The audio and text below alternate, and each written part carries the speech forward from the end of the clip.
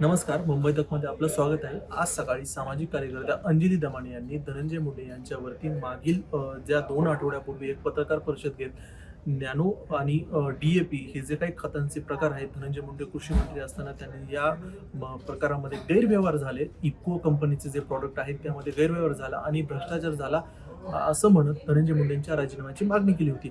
आता ते जे प्रॉडक्ट आहेत इफ्कोचे ते अंजली दमाने यांनी ॲग्रीबिग्री या वेबसाईटवरून परचेस करण्याचा प्रयत्न केला होता. त्यांचे प्रॉडक्ट जे आहेत ते हरियाणाहून आले होते आणि ती ऑर्डर त्यांनी परचेस केली, पण ती रोखण्यात आली. ती कोणी रोखली?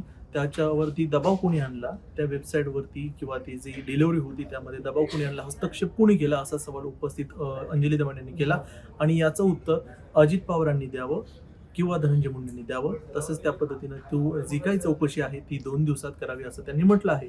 याच्यानंतर जर आपण पाहिलं अंजली दमाने यांनी प्रेस घेतल्यानंतर धनंजय मुंडे जे कृषी मंत्री होते महायुतीच्या सरकारच्या काळामध्ये, त्यांनी जे काही आरोप दमाने यांनी केले ते खोडून काढले असं त्यांनी म्हटलेलं आहे की इफ्कोला अशा पद्धतीचे जे त्यांचे प्रॉडक्ट आहेत ते भारत सरकारच्या नियमानुसार कोणत्याही ई-कॉमर्स कंपनीवरती विकण्याचा अधिकार नाही. त्याच्या व्यतिरिक्त इफ्कोनं देखील यामध्ये एक प्रसिद्धीपत्रक जारी केलं आहे.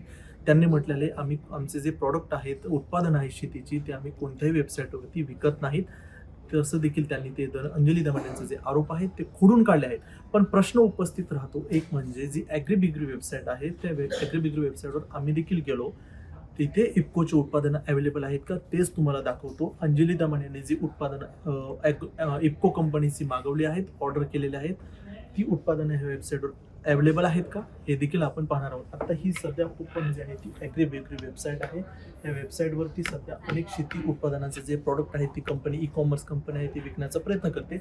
इथे सध्या मी जे सर्च आहे त्या सर्चमध्ये मी सध्या इफ्को म्हणून सर्च केल्यानंतर आपल्याला सध्या इफ्कोचे काही प्रॉडक्ट आपल्याला इथे उपलब्ध झालेले दिसतात. आता हे जे आहेत ते इफ्कोचं ट्रायगन आहे, इथं गार्डन स्टिकली ट्रॅप्स पेस्ट कंट्रोल आहे, अर्बन गार्डनर डेकोरर आहे. हे वेगवेगळे प्रकारचे आहेत. नॅनो यूपी हे इफ्कोचे प्रॉडक्ट ह्या वेबसाईटवरती आपल्याला अवेलेबल असल्याचं दिसत आहे. तसेच जर इफ्को ई-कॉमर्स कंपनीवरती अशा पद्धतीचे त्यांचे प्रॉडक्ट विकत नाही, केंद्र सरकारच्या नियमानुसार त्यांनी जे प्रेस नोट रिलीज केली आहे त्यामध्ये देखील म्हटलेलं आहे आम्ही असे प्रॉडक्ट विकत नाही. पण या वेबसाईटवरती आपल्याला असे प्रॉडक्ट असल्याचं आपल्याला दिसत आहे. आत्ता मी काही वेळापूर्वी काही प्रॉडक्ट परचेस करण्याचा प्रयत्न केला, तिथे पूर्ण ॲड्रेस फिल केला. आपण ह्या वेबसाईटवरून जे प्रॉडक्ट आहेत शेती उत्पादनं ते सरळ आपण मागवू शकतो, ऑर्डर करू शकतो असं यातूनच सिद्ध होत आहे.